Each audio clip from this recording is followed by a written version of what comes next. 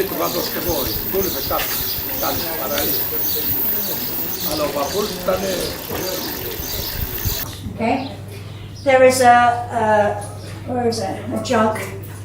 Might be able to see it in a minute. There's a jug at the back there, which is called an ocker, and the olives oil was measured by an ocker. Eating.